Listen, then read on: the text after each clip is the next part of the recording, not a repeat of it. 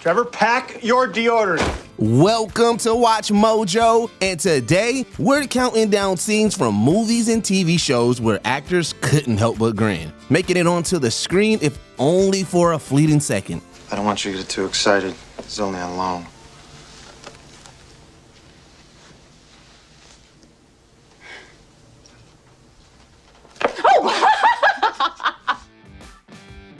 Number 50, Breaking Baitman, Arrested Development. No problem. Just call up some of my friends.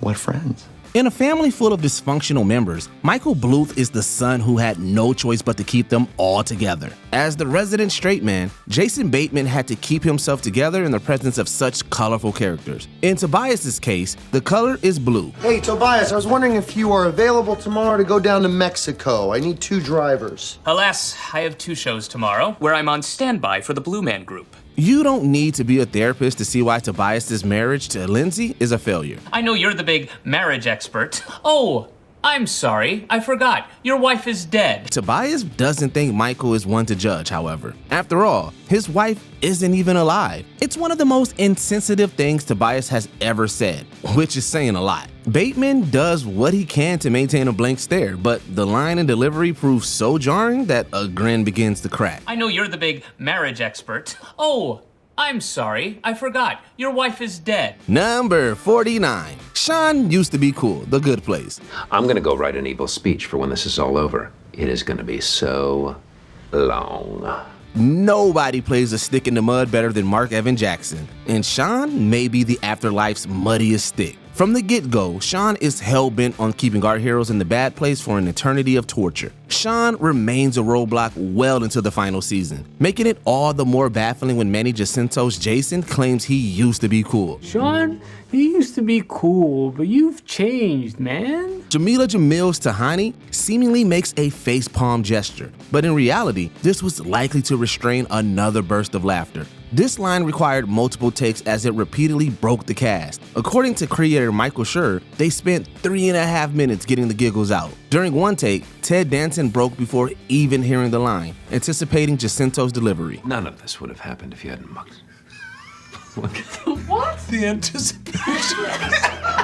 Number 48, Elevator, The Umbrella Academy. An elevator is among both the worst and funniest places to let one rip. This is reflected in the Umbrella Academy as the siblings cram into an elevator to meet their father. Tom Hopper's Luther is so nervous that he unleashes a silent yet potent fart. Luther's siblings react in a relatively grossed out manner, except one. David Castaneda's Diego lowers his head, making little attempt to hide his childish grin. While most of the cast singled this scene out as the funniest to shoot, Castaneda is the only actor who couldn't get through it without laughing. The take in the final episode was apparently the best. Considering that Diego's alias is number 2, it makes sense he'd be the most vulnerable to flatulence humor. Number 47, Driving Instructor, The Jamie Foxx Show. Good afternoon, you maggots! My name is Sergeant Easy, and this is my house. You will speak only when spoken to. You will answer me by sir, yes sir. Traffic school would surely be a lot more fun if Mr. Cooper were the instructor. Unfortunately for Jamie, he gets stuck with Sergeant Easy, another Mark Curry character. Sergeant Easy is anything but easygoing, running his class with the intensity and uniform of a drill sergeant. Every student in the room, especially Jamie Foxx, noticeably hides their internal chuckles behind expressions of terror. I got a question over here. Who said that? Who said that? Boy, stand up, boy, when I'm talking to you. What is your name, boy? My name is Jamie, bro. Jamie! A particular moment pushes everybody in Curry's vicinity over the edge. Charging to the front of the class to confront a student, Curry slips before pulling himself up on the desk. While Curry stays in character, Fox and several extras turn their heads. Consumed by laughter, Sergeant Easy breaks his students, just not in the way he intended. Where you from, boy? I'm from Terrell, Texas. Terrell, Texas, huh? Only 2 things come from Terrell, Texas, little sissies and big sissies. Now, which one are you? Hey, man. Are you on Prozac? Number 46, Dog Interrogation, Martin. Now you're all probably wondering why I called you here. Hell yeah, you dragged us out in the middle of a stormy night. What's wrong with you, fool? And why did you want us all in black? I'm setting my scene. Few sitcom ensembles are more infamous for breaking than the cast of Martin. A standout example finds Martin interrogating his friends, New Jack City style, believing one of them stole his CD Walkman. Did we mention this aired in 1994? I know who stole my CD player. And the person's in this room right now. Looking to make the guilty party talk, Martin sicks his watchdog on them. Since Martin doesn't have an actual dog though, he resorts to hurling around a stuffed one. Martin's friends are more annoyed than they are intimidated, although at least one of them finds this amusing.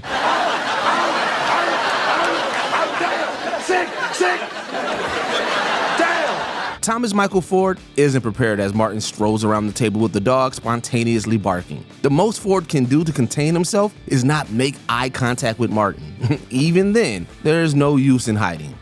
Number 45, ESPN, Mean Girls. I'm kind of psychic.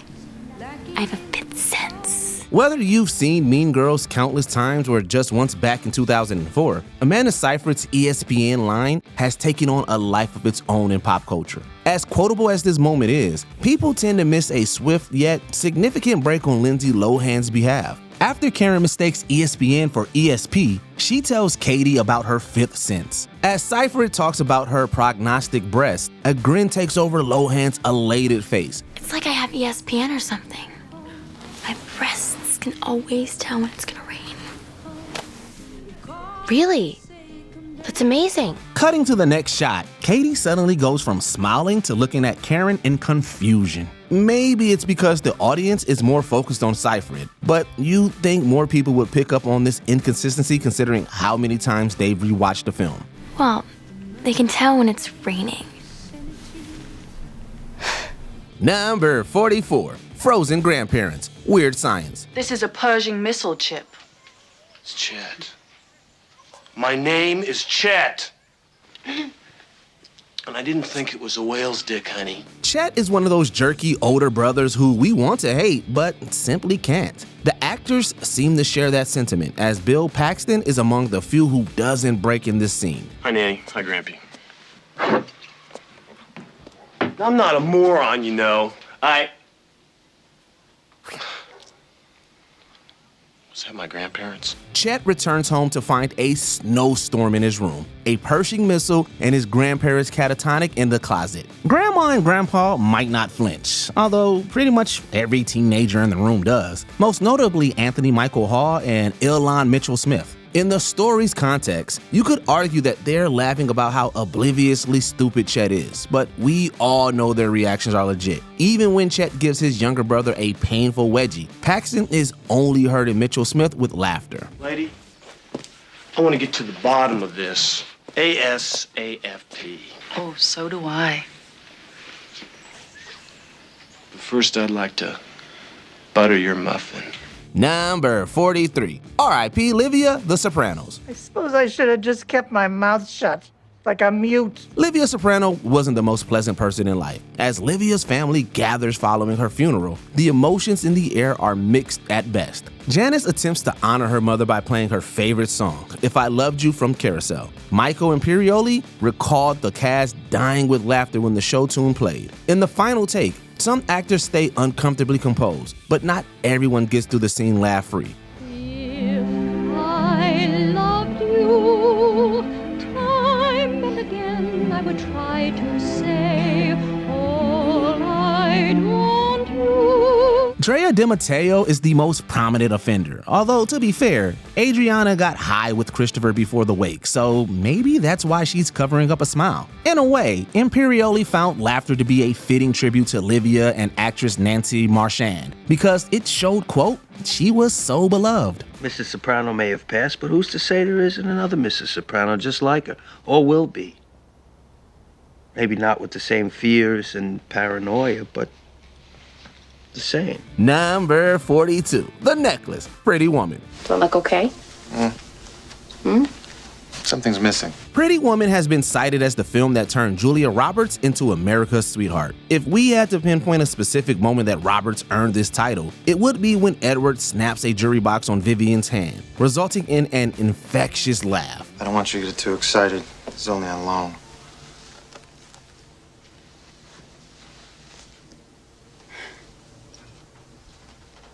Oh! It's the sort of reaction that can't be bought or pre-planned. Since Roberts was showing up to the set in the mornings looking sleepy, director Gary Marshall suggested that Richard Gere slam the box shut to provide a jolt of energy. The box was soft and wouldn't hurt. Although it was merely intended as a practical joke, Roberts' moment of shock and the ensuing unscripted laugh proved too irresistible to leave on the cutting room floor. They really let you borrow this from the jewelry store? I'm a very good customer. If you were going to buy this, how much would it cost? $250,000. Number 41, Close Encounter, Saturday Night Live. And how did the aliens return you all to Earth? Oh, I was carried down gently. He's crying. I was carried down gently in a cradle of light, placed into a soft bed of wildflowers. If there's one SNL host we love to watch break, is Ryan Gosling. Breaking has been a staple of Gosling-centric sketches since his first Close Encounter. Gosling, Cicely Strong, and Kate McKinnon play a trio who make contact with aliens. Where Gosling and Strong are both in awe, McKinnon's Miss Rafferty makes her abduction sound like an intergalactic dumpster fire. Meanwhile, I'm starting phase 2, which is me sitting on a stool while 40 gray aliens take turns gently batting my knockers around. Bobby Moynihan and Aidy Bryant have a hard time staying in character as NSA agents, but Gosling is overcome with the most severe case of the sillies. Every time Gosling has returned for a Close Encounter sketch, McKinnon has seemingly gone out her way to break him. At this point, it's about as planned as unplanned laughter can get on live TV. They're like, they're batting around. Like a cat. They're, you know, they're sniffing it. Number 40, Stuttering Lawyer, My Cousin Vinny. My Cousin Vinny is perfectly cast across the board. A standout being Austin Pendleton as a stuttering public defender named John Gibbons. Possessing a real stutter, Pendleton was a friend of director Jonathan Lynn. Although Lynn knew the role was tailor-made for Pendleton, he underestimated just how funny the scene would be. Lynn usually sat by the camera. For Pendleton's big scene, Lynn had to hide behind the camera to conceal his laughter. The actors obviously couldn't do the same. He didn't, kill anyone. Although hidden in the background, Joe Pesci, Ralph Macchio, and Mitchell Whitfield can be spotted covering their giggling faces. Whitfield confessed in an interview, when he's stuttering and my shoulders are going up and down like I'm crying, I was laughing. I couldn't help it. I get a little nervous. I'm getting better. Number 39, Wash and Wear, The Proposal. The Proposal reminded audience what an invaluable comedic talent Sandra Bullock is. The rom-com was also a showcase for Oscar Nunez, who practically steals the show as Ramon. If the blooper reel is any indication, Bullock probably broke the most throughout shooting. One of her breaks even made it into the finished film with Nunez on the receiving end. No, I'm fine, thank you very much. Is that tradition? Oh, but see, it's the texture. I'm not a fish person. I like it. Ramon won't take no for an answer while trying to serve Bullock's Margaret an appetizer, shoving it into her mouth. Margaret chews the fishy hors d'oeuvres for several uncomfortable seconds before spitting it on Ramon. Covering her mouth with a napkin, Margaret appears to be holding in her disgust. Based on Bullock's smile, though, she was clearly holding in her laughter as Nunez improvised this line. So sorry. That's okay. It's wash and wear. Number 38, An Eye for Comedy, Will and Grace. The season 8 premiere of Will and Grace kicked off with a live episode, which the cast performed twice for both coasts. Although much of the cast had done stage protections before, preserving a straight face on live television wasn't any less challenging. Deborah Messing and Sean Hayes sniggered the most throughout a conversation about cheating. I've never cheated. No.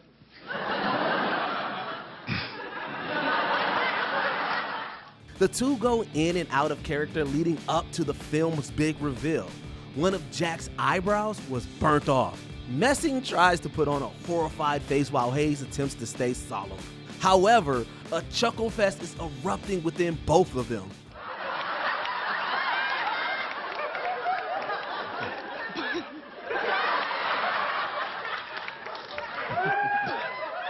The laughter inevitably breaks free, although Messing is at least able to cover her mouth in hysterical horror.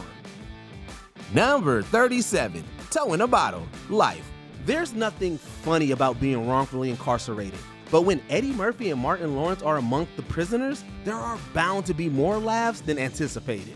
This scene demonstrates the commitment of both actors, as they not only have to wear heavy makeup, but they have to do so while standing barefoot on boxes of bottle.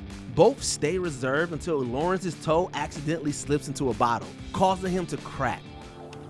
Oh, see, damn, one of my toes in the bottle, damn it.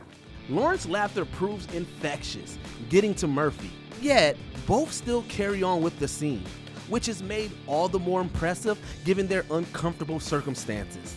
This slip-up works well within the context of the movie, bringing levity to Ray and Claude's reconciliation after not speaking to each other for several years. Ray, it sure is good talking to you again. Good talking to you, too.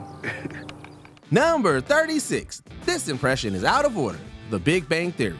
Simon Helberg is best known for playing Howard Wolowitz, but he possesses great range as an actor. His talents are reflected through this Big Bang Theory episode where he impersonates several household names, including Al Pacino. In a blooper, Helberg gets about halfway through his "And Justice for All" parody before losing it. Organic fungus that looks suspiciously like Al Pacino rises from the forest floor. Helberg would get through the scene for the finished take, although his co-stars showed no restraint. You can tell that the cast is genuinely cracking up over Helberg's spot-on impression. Kaylee Kuko most notably is seen turning her head to the side, seemingly addressing the crew off-camera as she laughs. This whole apartment is playing D&D. For a moment, this is essentially Helberg's one-man show, and the rest of the cast are part of the audience. Number 35. Morons. Blazing Saddles.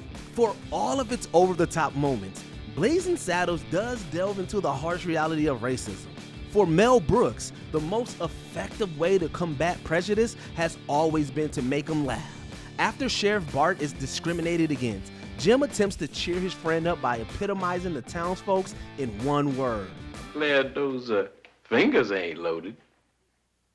Woo. Just like old times. Actor Cleavon Little wasn't prepared for Gene Wilder's morons punchline, resulting in a sincere reaction. Having just heard one of the ugliest words in the English language, Bart and the audience needed something to raise morale. Wilder's line does the trick, but it's Little's smile that brings a much-needed human element to the scene. You know, morons. It goes to show that even at his lowest point, Bart's spirit is still blazing. Number 34. The Great Herring War. The Golden Girls. As the girls contemplate whether to continue living together, Rose unintentionally unites them with her nonsensical tall tale of the Great Herring War. It's been rumored that Betty White improvised Rose's story, although script supervisor Isabel O'Mara would debunk this. Everything about the scene was scripted, including B. Arthur and Rue McClanahan's laughter. Circus, a herring circus, sort of like SeaWorld, only smaller. Much smaller. Although the script called for them to crack up at certain lines, many fans still argue just how much of the laughter was genuine. As Arthur and McClanahan hide their faces, it feels less like scripted laughter and more like the real deal.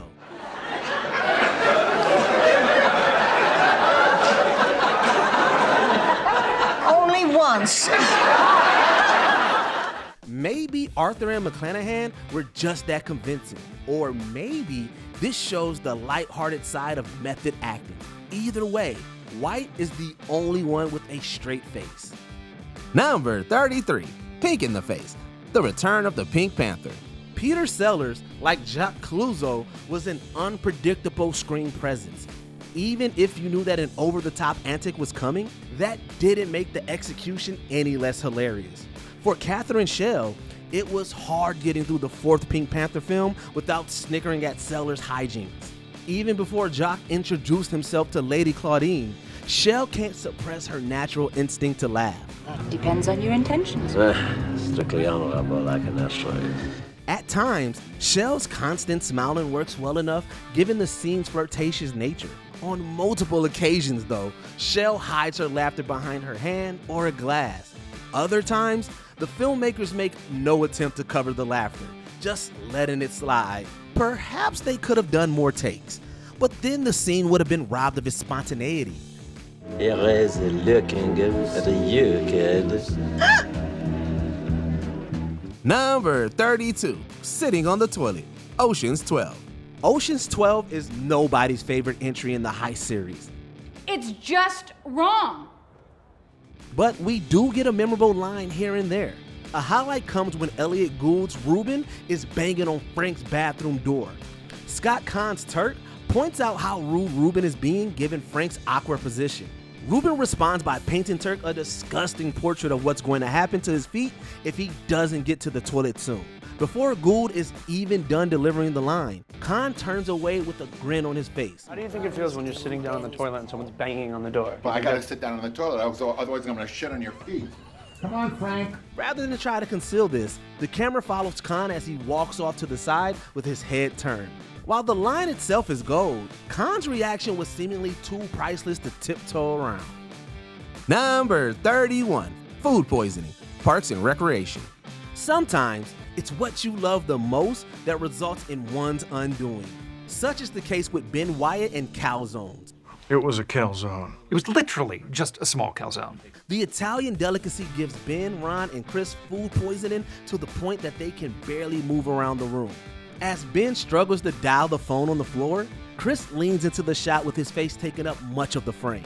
Despite being on full display, the expression on Chris's face is often mistaken for agony. Upon further expression, though, it's evident that actor Rob Lowe has a massive grin that he's trying to pass off as pain. Perhaps Lowe was in pain during this scene, but it likely had more to do with his funny bone than a stomach bug. The calzones betrayed me? Never again, guys. As God is my witness, they're dead to me. Number 30, Principal's Office.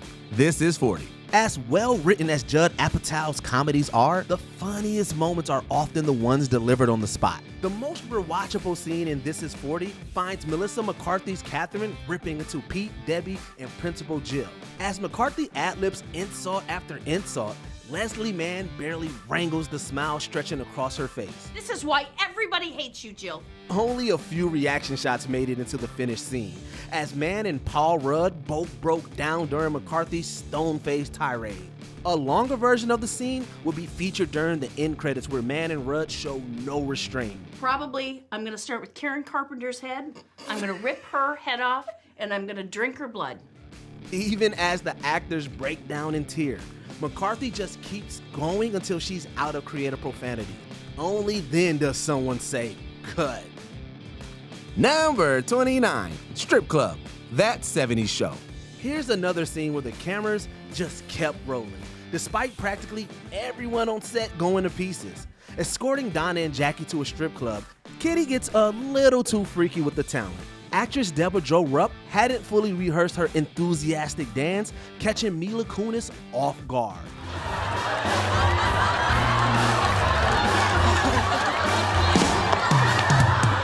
Kunis was broken to the point that she threw herself to the side. Although only Kunis' break made it into the episode, Laura Prepon, Luke Wilson, and the male stripper were all crumbling with the sillies. Rupp was the only one staying in character, waiting for someone off stage to finally put the scene to rest. The question is, who brings more energy to this scene? Kitty or the dedicated stripper doing one-arm push-ups? I was dying laughing. I was gone. It took forever for me not to laugh. Number 28, The Cowardly Lion. Oh my, The Wizard of Oz. When the Cowardly Lion roars onto the screen, Dorothy and her friends are initially startled. It doesn't take long for them to realize that the beast is about as ferocious as a domesticated kitten. Judy Garland is so unintimidated that she begins to break as the lion trembles in tears. After Dorothy assures the lion that he's not bleeding, Garland takes a brief pause with a grin creeping upon her face. Well, of course not. Garland does her best to mask the smile by lifting Toto up to her mouth. From there, Garland manages to shift back into character. Considering that an adult man in a lion suit was crying in front of her, it's amazing that Garland got through this scene with only a minor hiccup. It's all right now. The wizard will fix everything. Number 27, the library cop, Seinfeld. Jerry Seinfeld might be the most notorious breaker ever to headline a sitcom. On a good day, Seinfeld would get through a scene just grinning. In other cases, Seinfeld helplessly dissolved into giggles. According to Seinfeld, the hardest scene he ever had to shoot paired him with the late Philip Baker Hall as Lieutenant Bookman. Although Hall plays the character with the intensity of a law and order detective, Bookman is merely a library investigations officer. You're a comedian. You make people laugh. I try. You think this is all a big joke, don't you? Bookman's serious demeanor perfectly offsets Seinfeld's silly persona. Seinfeld found the scenario so humorous that they had to do 8 takes, stitching together any usable footage. Even in those clips, Seinfeld lets several smiles slip through as Bookman interrogates him with the conviction of a hardball Humphrey Bogart. So that scene that you see is made up of about 8 different times we shot it, and we took the pieces that worked and put it together, because I messed that one up a ton. Number 26, Tight-Lipped Jim, The Office. Like Seinfeld, John Krasinski was infamous for breaking on The Office, with Steve Carell usually at the root of his chuckles. Whenever an episode paired Michael and Jim, you can expect Krasinski to become silly putty in Carell's hand. The episode The Secret is one example. Michael strives to bond with Jim at the soda machine, having learned about his crush on Pam. Krasinski seems to get through the scene fine, but that's only because of the editor. I'm gonna take off, actually. All right, well, cool. According to Jenna Fisher, Krasinski could not stop laughing throughout the scene. The editor could only do so much to hide another Krasinski break at the office supply station. As Angela Kinsey puts it, when Krasinski loses it, his whole body collapses. He just becomes a noodle. Fact, you are drinking grape soda. You never drink grape soda. Fact, you are talking to Jim. You never talk to Jim. Number 25, Matt Foley, Saturday Night Live. SNL has given us no shortage of classic breaks across its nearly 50-year history. Matt Foley provided the ultimate endurance test whenever he stormed into Studio 8H. The legendary Chris Farley donned the thick glasses and undersized jacket for the first time in 1993. See me, I'm hiding behind my hair because I knew that if I looked at him for 1 second more, I was gonna drop off that couch. Comedy history was made, as evidenced by the cast doing everything in their power not to laugh at Farley's intense delivery and over-the-top gestures. David Spade and Christina Applegate are seemingly the sketch's most prominent breakers, although Julia Sweeney was cracking up so much that the camera had to work around her. Sweeney recalls, "It was like I had the best seat in the house for the funniest freaking thing that was happening on the planet." Now you kids are probably asking yourselves, hey Matt, how can we get back on the right track? Number 24, Nip It, The Andy Griffith Show. When you're a seasoned comedy star like Don Knotts, how many times can it take to get a scene right? 5?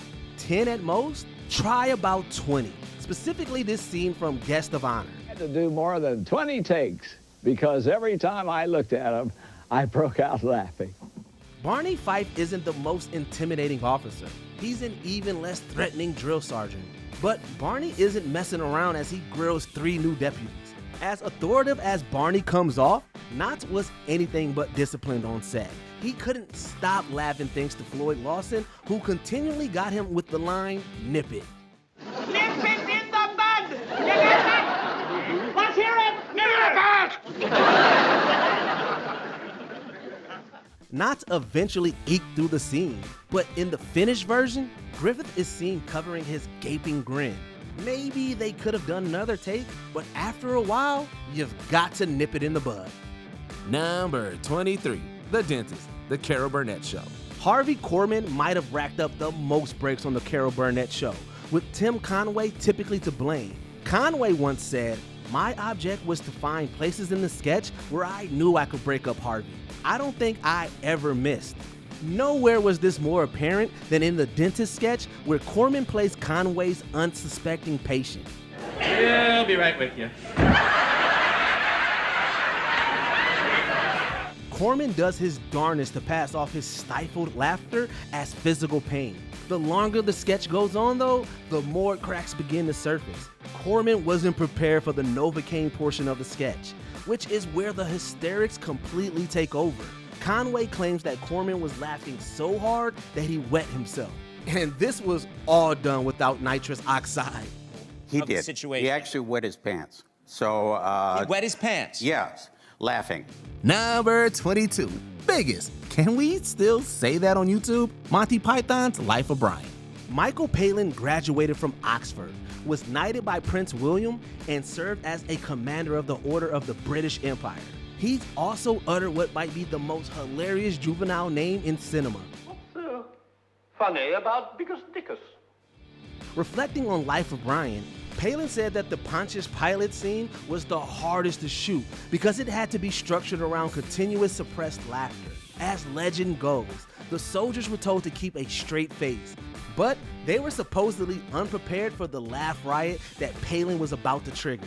Palin gets through most of the scene with unbelievable composure, but even he can't help himself upon coming face to face with Chris Langham. Palin's smile isn't as big as Langham's, but the name finally gets to him. When I say the name, because... Number 21, grabbing the bags, Young Frankenstein. Part of what makes Gene Wilder's performance as young Frankenstein so great is how seriously he approaches the role. As refined as Wilder can appear as Dr. Frankenstein, he broke so many times that it wasn't uncommon for the crew to do around 15 takes before getting a scene right. The arrival of Madeline Kahn's Elizabeth resulted in one of the funniest and most stressful shoots. Stop that. I'm talking about the luggage. The scene itself isn't very long, but it would take up a good portion of the blooper reel. Wilder naturally broke the most frequently, which rubs off on Kahn, Terry Garr, and Marty Feldman. They eventually got a take that Mel Brooks was satisfied with. Stop that! Now just stop that! Drop it! All right, that's good. I can use it up to this. Even then, Wilder is visibly smiling as Igor bites and barks at Kahn. Number 20, son of a supernatural. You know the thing's cursed, don't you? You'd be surprised what some people would pay for something like that. Really? It may be a supernatural drama, but this series sometimes catches the audience off guard with its sense of humor. Jared Padalecki was also caught off guard when co-star Jensen Ackles delivered this inspired bit of improv. Just as Sam and Dean's luck starts to turn around, they find that their winning tickets have been stolen by Bella. According to Padalecki, the scene was supposed to simply end with the brothers watching Bella drive off. Ackles decided to add a little something extra, however, unleashing an unscripted outburst. Son of a bitch! Although Padalecki does his best to hide his reaction, you can still spot him licking his lips and cracking a grin before turning his head away from the camera. Number 19, the most annoying sound in the world, Dumb and Dumber. We usually don't pick up hitchhikers, but I'm gonna go with my instinct on this one.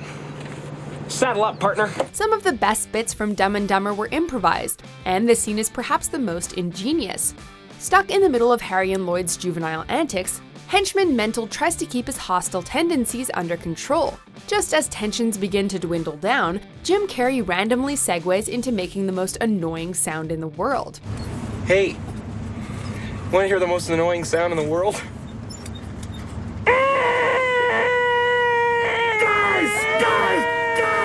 The camera cuts to Mental's frustrated expression so quickly that most viewers miss Jeff Daniels biting his lips while trying to restrain his laughter. Clearly, he had no idea what was coming. The film's trailer actually gives us a longer look at Daniels' reaction as he slowly collects himself and gets in on the screaming match. Number 18, Ice Cream, The Ringer. Maybe I should just accept the fact that I can't win. Stop lying to Lynn and everybody else. Arguably the funniest moment from this comedy was ad-libbed, which seems to be a recurring theme for this list. The film centers on a man who pretends to be mentally challenged in order to compete in the Special Olympics, and eventually befriends his fellow contenders. After the guys stay out past their curfew, the person responsible for them cooks up an excuse about getting ice cream. Glenn blows their cover though, when he lets out this hilarious line. You stopped off for ice cream. When the did we get ice cream? The delivery is also pitch perfect, as Glenn sounds genuinely confused and irritated over the lack of ice cream. It's so hysterical that star Johnny Knoxville visually breaks out in laughter before the camera cuts back to Katherine Heigl. Did you get ice cream? Number 17. The gang loses it. It's Always Sunny in Philadelphia. Yeah, I'm sorry! I forgot to put a All right. It's Always Sunny has a plethora of priceless outtakes, but sometimes you can catch the cast-breaking character in the final product. While there are too many instances to single out just one, creator and star Rob McElhenney is perhaps the most susceptible to cracking up. I had him in the palm of my hand and then he was gone, you know what I mean? I mean, this guy would have been perfect for you. Co-star Charlie Day has also struggled to maintain a straight face on occasion, although he usually tries to hide his giggles from the camera. We especially love this scene where the gang drowns their sorrows huffing a jug of gasoline. Don't try this at home. And Caitlin Olsen says the most childishly brilliant line imaginable. Pass it. Pass the gas. None of the actors are able to keep it together, and we don't blame them. Number 16. Hello, Clarice. The Cable Guy. Let the games begin! Jim Carrey strikes again on our countdown with yet another improvised scene. Weirdly enough, this moment also involves a chicken. At a medieval restaurant, the Cable Guy sits down to a meal with his new best friend, Steven. Can I have your skin? Sure. Since Steven isn't going to eat his chicken skin, the Cable Guy seizes the opportunity to play with his food. Co-star Matthew Broderick is completely unprepared as Carrey drapes his face with the skin and reenacts a scene from The Silence of the Lambs. Hello, Clarice. It's good to see you again. As is the case with much of the film, the audience isn't sure whether to laugh or be disturbed. It obviously tickled Broderick's funny bone, however, as he can't conceal his grin. Number 15. I hated the Colonel, so I married an axe murderer. This black comedy isn't one of Mike Myers' more popular outings, but it does have a Scottish character who is basically a predecessor to Shrek and Fat Bastard. Would you like some chicken? I've got more. So whenever the film shifts focus to Stuart Mackenzie, played by Myers in a dual role, the results are always comedic gold. Stuart is a loudmouth conspiracy nut who believes Colonel Sanders was part of an all-powerful secret organization that controls the world. He also insists that Colonel sneaks an addictive chemical into his chicken. Dad, how can you hate the Colonel? Because he puts an addictive chemical in his chicken that makes you crave it fortnightly, smartass! As Stuart goes off on this insane tirade, actor Anthony LaPaglia does his best to sip his beer and nod along, but just can't hold back his ungovernable smirk. Oh, I hated the Colonel with his wee beady eyes and that smug look on his face. Oh, you're gonna buy my chicken, oh! Number 14. Leather Pants. Third Rock from the Sun. Hello, oh my God! Having spent several seasons on SNL, Jane Curtin knows how to keep her cool under the funniest of circumstances. Even she couldn't stay composed in this priceless Third Rock from the Sun scene, though. To complete his gorgeous new look, Dick squeezes himself into a pair of leather pants. The squeaking of the trousers is already enough to push Curtin to the verge of giggling. What was that? But When John Lithgow gets up and starts walking around, Curtin can no longer keep her snickers under wraps. What did Laurie say when you talked to her? The moment proves so humorous that the camera cuts away as Curtin struggles to deliver her next line. Then, as Lithgow exits the room, she totally gives in to the hilarity.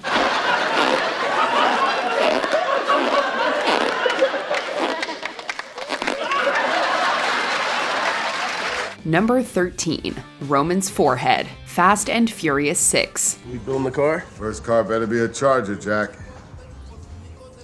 You mean Skyline?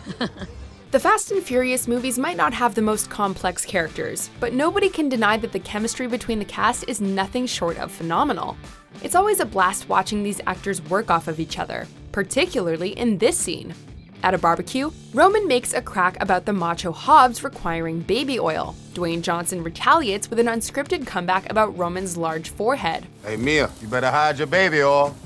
I'm just playing. You better hide that big-ass forehead. I was just joking. Where Tyrese Gibson manages to stay in character, Chris Ludacris Bridges is unable to keep his drink down. We honestly never expected to see Ludacris do a spit take, but that's exactly why this moment is such a happy accident. Number 12. Super Cops. Beverly Hills Cop. I did not know what was going on. I was watching the show having fun. The success of this buddy cop comedy can largely be attributed to Eddie Murphy and his co-stars, who ad-libbed some of the film's funniest lines. Apparently, numerous takes were ruined because the cast and crew couldn't contain themselves. Murphy reportedly took his first sip of coffee ever before shooting this improvised scene. That would certainly explain why Axel Foley sounds so energized as he covers for detectives Rosewood and Taggart. Foley crafts a phony story that paints his fellow officers as super cops. I don't know what you teach these fellows, but they're not just regular cops, okay? They're super cops. Actor John Ashton begins to unravel after a while, pinching and lowering his face to keep his chuckles inside. Fortunately, he's able to control his emotions enough to scarcely get through the scene. Number 11, UFO speech, Easy Rider. While filming the campfire scene in Easy Rider, it was reported that actor Dennis Hopper had attempted to get co-star Jack Nicholson stoned. It becomes evident that Hopper most likely accomplished his goal when, during George Hansen's UFO speech, Nicholson suddenly bursts out into laughter. Now, the result of this has been that the Venusians have contacted people at all walks of life. All walks of life. Although it looks as though they kept the cameras rolling, the scene actually continues on the next take. Considering the fact that Nicholson was reciting a seemingly absurd speech about aliens, we'll give him a pass for not keeping a straight face. Number 10, Hotel Bellboy, Transylvania 65000. You want cream? Before his sitcom tenure, Michael Richards was playing the oddest oddballs you could imagine. The smell is good. I can smell it. It's fresh. In this Draculenstein farce, Richard plays Fejos, a butler whose hijinks weird out hotel guests but crack up actors. This good is nice. Richards improvised parts of his role, using puppets, banana peels, and other props of his own accord to get laughs out of his on-screen associates, especially Jeff Goldblum. Things aren't always as they seem in Transylvania, so who's really pulling whose leg? You got it. Just a little bit. Do it again. Number 9, Meeting Frank the Pug, Men in Black. Now that's the worst disguise ever. That guy's definitely an alien. In this classic sci-fi comedy, Agents K and J, played by Will Smith and Tommy Lee Jones respectively, meet Frank, an alien informant disguised as a pug. What do you know? I know nothing. Not a thing. Okay. While interrogating Frank, who is in fact played by a real, trained, adorable dog named Mushu, Jones becomes self-aware and cracks a big one. It's a cinematic moment that proves even the most veteran actors can't hold themselves together when they're talking to a dog. You don't like it? You can kiss my furry little butt. Number 8, Warming Up, Anchorman 2, The Legend Continues. Have a great broadcast. You too, darling.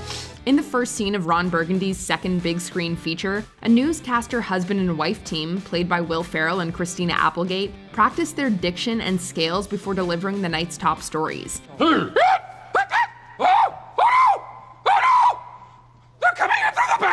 Meanwhile, Ferrell takes comedy to the next level, and octave. Grab the children! Save the children! While trying to warm up, Applegate gets helplessly distracted by Ferrell's uproarious preparation method and cracks a few smiles between her ooze and Corning stones. Believe it or not, this was the most serious take they got. Grab the children! Save the children! You. Number 7, The Waxing, The 40-Year-Old Virgin. In an effort to be more attractive to the ladies, Steve Carell goes for a chest waxing at his friend's suggestion. For this scene, Carell volunteered to actually have his bare chest waxed, ignorant of how insanely painful it would be. Oh, you! Oh, I'm sorry. That's just your job. By his natural reaction to scream out whatever random thought entered his mind, we can tell it hurt a lot. His co-worker buddies, played by Paul Rudd, Seth Rogen, and Romany Malco, as well as the waxing lady, forego their directions to pity him and instead laugh at his agony. You shouldn't! Oh, I hate you so much. That one hurt. That one hurt just as much as the first one. Number 6, Toilet Humor, American Pie. Hey, Kevin. You seen Shipwreck lately? Why? What did you do to him? High school senior Finch, played by Eddie K. Thomas, has a crippling fear of going number 2 on school grounds. I don't think he's gonna have a problem shitting in school anymore. Slipped a little something into his mochaccino. His rival, Stifler, pranks him by slipping an ungodly amount of laxatives into his mochaccino. Oh, God. You can see where this is going. In this paragon of toilet humor, Finch spends the next few minutes soiling his own reputation, as everyone can hear his moans and groans from outside. Joni, was that you? Can't hold it. Towards the end, Thomas slips out of character, acknowledging the scene's absurdity, and gives us a small, knowing smirk. Number 5, The Younglings, Star Wars Episode 3, Revenge of the Sith. Not even the younglings survived. In any given film, not every written line is perfect. Padme, Anakin has turned to the dark side. That rule goes for Episode 3 of the Star Wars trilogy, in which Anakin Skywalker breaks bad and becomes Darth Vader. Ewan McGregor, who plays Anakin's once mentor Obi-Wan Kenobi, gets the honor of delivering one such imperfect line, informing Padme of Anakin's descent into darkness. I have seen a security hologram of him killing younglings. McGregor takes a moment to finish the awkward, melodramatic line and covers his mouth as if to keep from smiling. Hey, whatever gets us to the next fight scene. He couldn't. He was deceived by a lie. We all were. Number 4, Dr. Strangelove's out-of-control arm, Dr. Strangelove. Radioactivity would never penetrate a mine some thousands of feet deep. There are mad scientists who can't control their arms, and then there are actors who can't control their expressions. During one of the funniest scenes in Stanley Kubrick's Cold War satire, former Nazi scientist Dr. Strangelove, played by a brilliant Peter Sellers, struggles to manage a right arm that still compulsively hails his Führer. Standing right behind him is Peter Bull, who drops a nice big grin as Sellers' farcical performance might cause anyone to do. Number 3, Ross plays the bagpipes, Friends. David Schwimmer is known for some hilarious antics as Ross on the sitcom Friends. Unbelievable. Why is your family Scottish? Why is your family Ross? In this classic bit, he whips out his bagpipe and plays his best rendition of Celebration. Okay, now, remember, I'm still learning.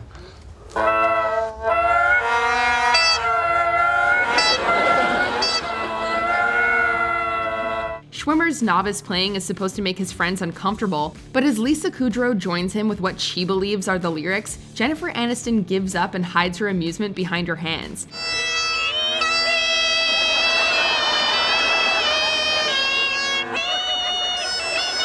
As shown by the outtakes, it was a miracle to get any of the friends to keep a straight face in this scene. Number 2, Lineup, The Usual Suspects. All right, you all know the drill. When your number is called, step forward and repeat the phrase you've been given. Understand? In this classic crime mystery, the usual suspects are lined up and asked to read a line, then crack up at Stephen Baldwin and Benicio del Toro's mocking interpretations, and especially del Toro's uncontrollable bout of flatulence. How many you cocksucker? What the? Scripted as a serious scene, director Bryan Singer spent a whole day filming the lineup, becoming frustrated when the actors continually lost self-control. Eventually, he scrapped his original plan and used the funniest takes instead. We couldn't be happier that he did.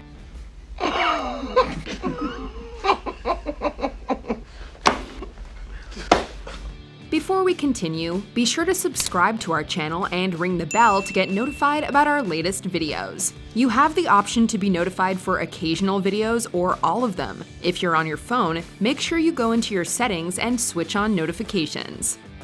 Number 1, she used to fart in her sleep. Good Will Hunting. But I think that's a super philosophy, Will. That way you can go through your entire life without ever having to really know anybody. Even in dramatic roles, Robin Williams couldn't hold himself back from seizing an opportunity for hilarious improvisation. My wife used to fart when she was nervous. During a short respite in this scene between Williams, playing a therapist, and Matt Damon as his stubborn patient, Williams catches Damon completely off guard with an inventive anecdote about romance and flatulence. You know, she used to fart in her sleep. I'm sorry I shared that with you. One night it was so loud it woke the dog up. The scene is a standout of organic and revealing laughter by two actors in modern cinema that only an actor like Robin Williams could bring out. She woke up and got like, oh, was that you? See, I didn't have the heart to tell her. Yes, organic and revealing is referring to Damon's pig squeal. Oh, Christ. Are there any other breaks we missed? Let us know in the comments. You two really don't know that you look like Beavis and Butthead.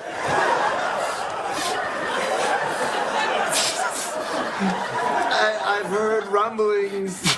Did you enjoy this video? Check out these other clips from WatchMojo and be sure to subscribe and ring the bell to be notified about our latest videos.